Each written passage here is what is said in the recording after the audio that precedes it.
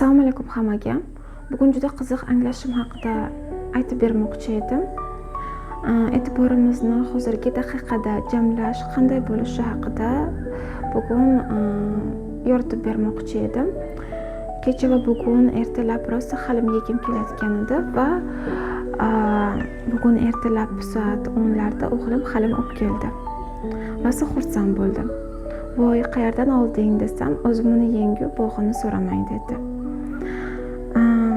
Allohga, farishtalarimga yetishtirgan, pishirgan, uyushtirgan va tayyor holatda keltirgan barchaga rahmat aytib, bir tovoqchasini baqqos tushirdim.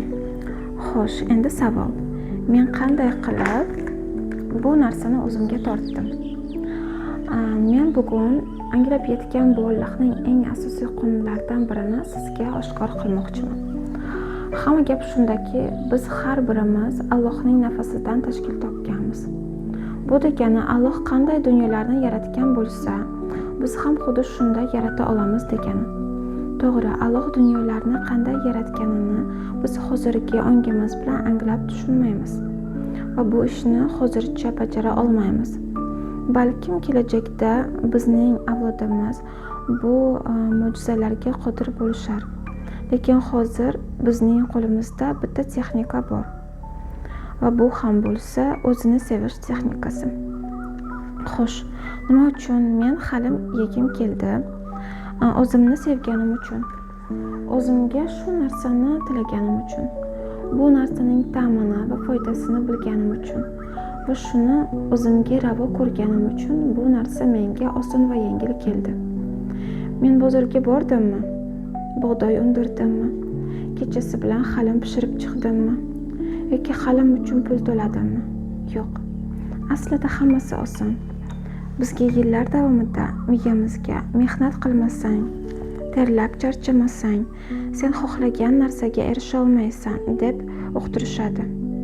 Atrofga qarasangiz, hamma nimagadir erishish uchun ertalabdan kechgacha mehnat qilishadi. Lekin afsuski, rohat nima ekanligini bilmasdan ham bu dunyodan o'tib ketadiganlar ham bor. Aslida hammasi oson, hammasi teskari. O'zingizni sevganingiz uchun, qalban shu narsani xohlayotganingiz uchun o'zingizga shu narsani tilang.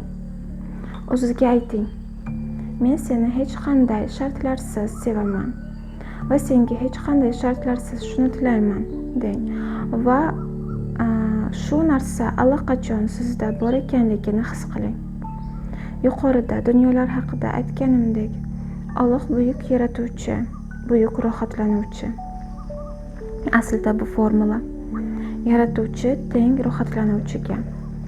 Agar biz borliqga, siz xohlayotgan narsa rostdan ham sizga rohat, sevinch, baxt, hayotingizga xursandchilik olib kelishini isbotlab bersangiz, buni o'z tanangizda his qildirib bersangiz, borliq qanday yo'l bilan bo'lmasin, bu narsani sizga albatta olib keladi.